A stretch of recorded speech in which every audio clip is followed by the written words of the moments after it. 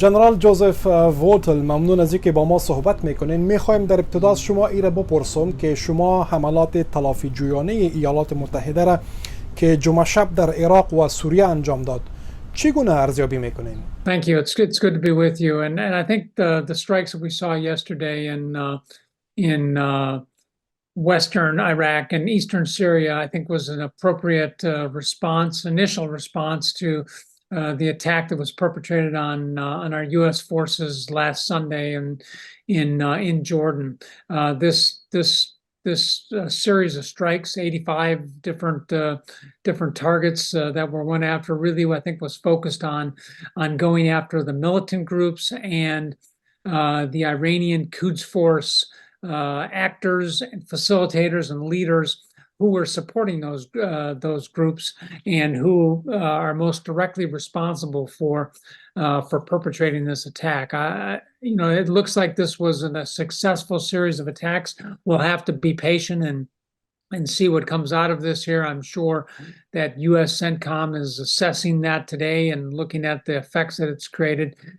But I think it's a good reminder for our listeners that what our president has said is that this was just the first in what will be a series of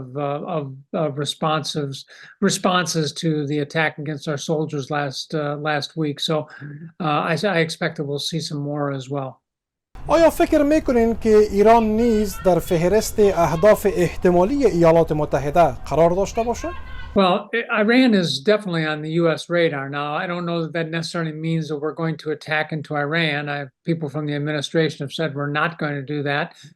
But there are Iranian interests and Iranian activities that could be affected that are not inside Iran. As you and as our listeners are well aware, Iran has orchestrated a fairly significant network of proxy forces in Lebanon and in Iraq and Syria, down in Yemen and in some other parts of the region. And in order to operate that, they have to have Iranian actors, Iranian leaders, Iranian facilitators out there doing it. So there is a lot of exposure here for Iran. And of course, they have some ships at sea. There's other places where they are vulnerable as well. And again, our responses aren't just limited to military options. We can use economic options. We can use diplomatic options. We can use some of our cyber capabilities to have an effect and create more pressure on Iran to change their behavior. So, I think we're going to see. We'll see how this plays out in the coming days. But I think very clearly the president is trying to establish that we hold Iran responsible for this attack. ایران حملات ایالات متحده را محکوم کرده و با در نظر داشت ای که منافع ایران در این حملات هدف قرار گرفته فکر میکنین که ایران انتقام گیری کنه؟ Well, the only evidence that I would cite is that we have seen Iran respond previously. So, in the wake of some of our earlier strikes, we saw continued strikes in Iraq and in Syria. We've seen an uptick in activities down in the Red Sea as a result of trying to deter the Houthis from attacking free commerce and shipping that is moving through the Bab el-Mandeb in the lower Red Sea. So, I mean, the history is that they generally do respond to these kind of things. I know there's also a lot of rhetoric that goes with this. The scope and scale of this attack was much different than anything else we've done. So I hope that sends a much more clear message to Iran that we are holding them accountable, and this may diminish their desire to lash back out with more responses. It's no doubt that they will continue to engage in the rhetoric space, no doubt about that. But what we're really concerned about is about their military responses. رئیس جمهور بایدن گفته است که پاسخ واشنگتن آغاز شده و ای که این پاسخ ادامه خواهد داشت. آیا فکر میکنین که دامنه جنگ در غزه به سراسر شرق میانه گسترش پیدا خواهد کرد؟ Well, it is expanding in that it is causing action in other areas. I think there's no doubt that what we are seeing down in the lower Red Sea with the Houthis is directly linked to Gaza. There's no doubt that the uptick in attacks that we've seen against U.S. forces in Iraq and Syria is a result of Gaza. And there's no doubt that the continued activities by Lebanese Hezbollah into northern Israel is linked directly to the conflict in Gaza. So I don't know that the actual conflict in Gaza is expanding. Certainly, there are some challenges in the West Bank, as we all see, but those were present. But what it has done is it has given license to other parts of the Iranian-controlled axis of resistance to perpetrate attacks and perpetrate activities that are expanding it. I don't think it's in anybody's interest. It's not in the United States' interest. In fact, from the very beginning, our leadership has excuse me, emphasized the importance of not allowing this to expand. But yet we've seen Iran and its proxies take advantage of this, and of course we have to respond to these things. We can't absorb an attack like we saw last week and not respond strongly to it. So to some extent, yes, there is some escalation and perhaps some expansion here, but in my view, these are at least on the part of the United States, are really responses to actions that have been taken by the Iranian threat network. در حدود یک ماه گذشته حملات ایالات متحده بر مواضع گروه حوثی در یمن ادامه داشته ولی تهدید این گروه از بین نرفته. فکر میکنین که حملات ایالات متحده مؤثر بوده باشد؟ Yeah, I think they may have caused, I think, some minimal diminishment and disruption to the Houthis. They are generally a well-equipped, well-supplied force from Iran, and they've been able to stockpile munitions and other things for a number of years now. So my expectation is that they have fairly considerable stocks that they can continue to attack. And of course, Yemen, or not Yemen, but the Houthis derive a lot of benefit from these attacks. These attacks are very popular in the areas of which they control.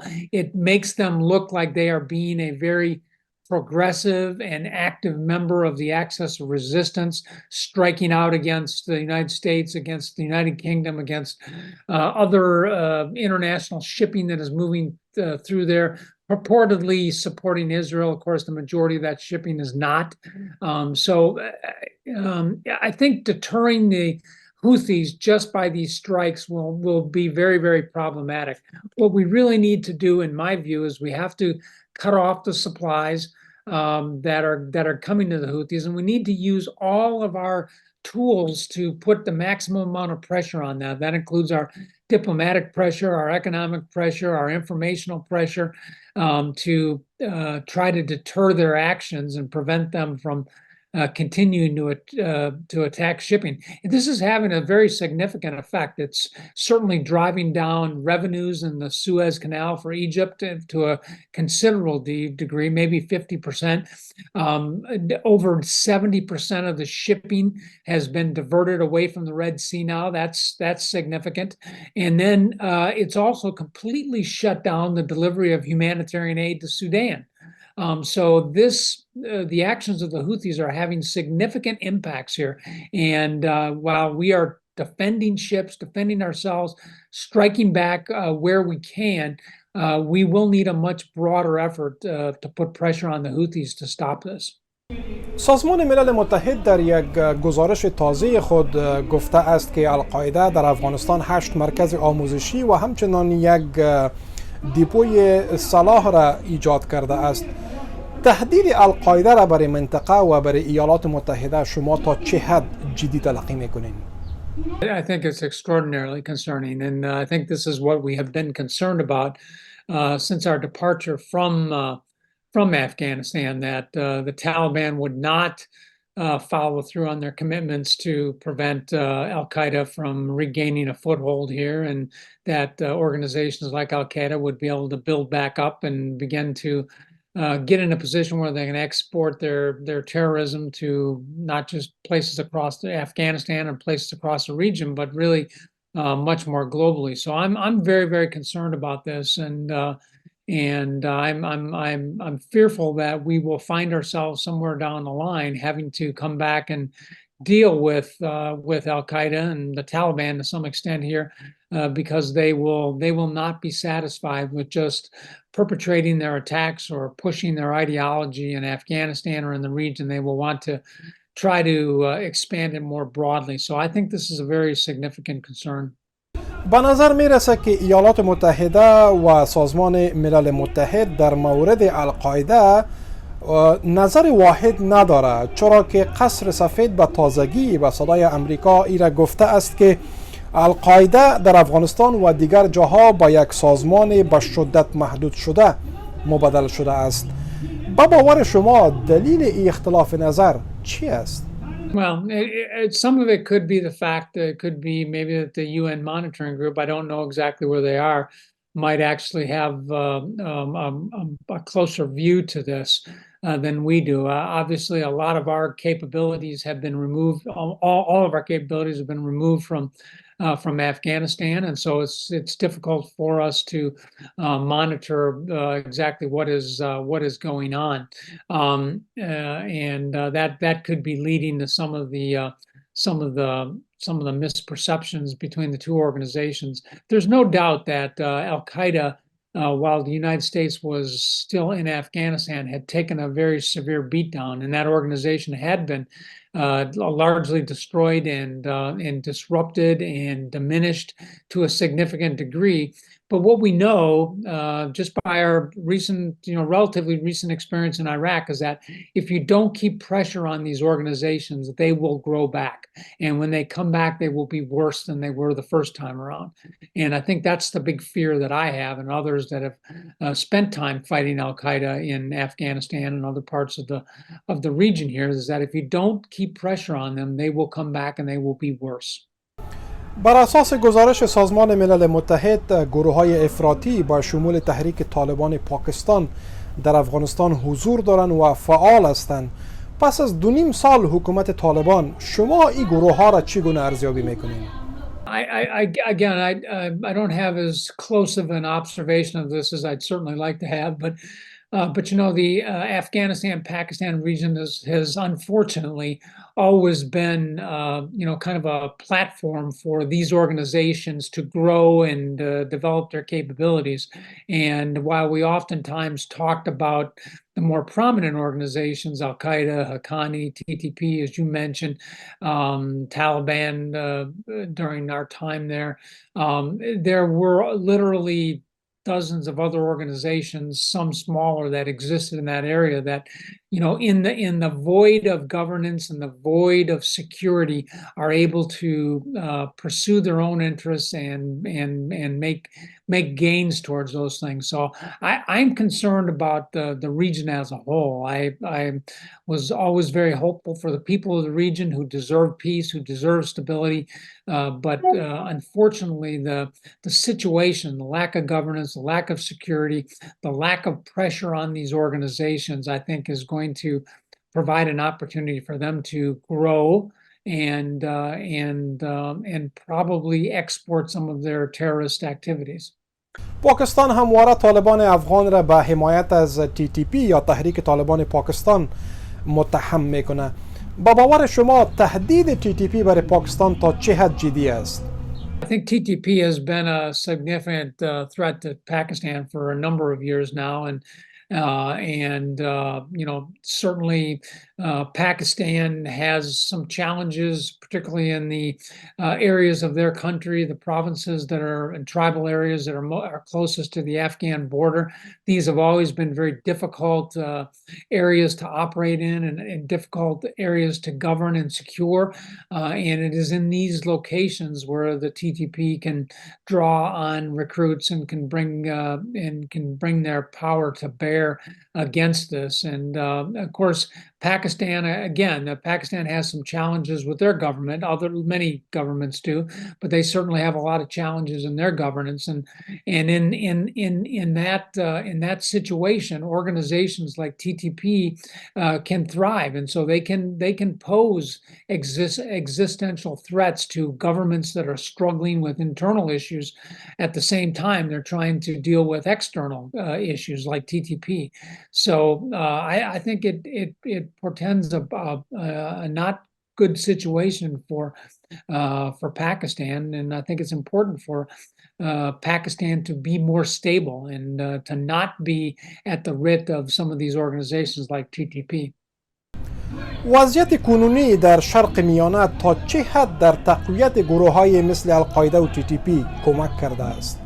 I think it can, and what we find is in areas where there is great despair, where there are great disparity between wealth and poverty, where there's lack of governance, where there's lack of security, where there's not a lot of confidence and trust in the government, where there is bad governance. These are the areas that give rise to the feelings that lead people to join extremist organizations who are looking for something else, who are not being well served by the governments that are put in place to take care of them. And this gives rise and provides more opportunity for organizations like Al Qaeda and others that we've been talking about to recruit and bring people into their ranks. And so I am concerned about that. That's, I think, been a long-term problem, not just in Afghanistan, but it's existed in Iraq and Syria and a variety of other places around the region as well. And I think it is a very, very significant concern. So while we've done a lot over the last couple decades to put pressure on these organizations, without keeping that pressure constant, the opportunity against the backdrop of the region and the challenges of the region is very high that they will be able to continue to recruit and grow and pursue their terrorist objectives.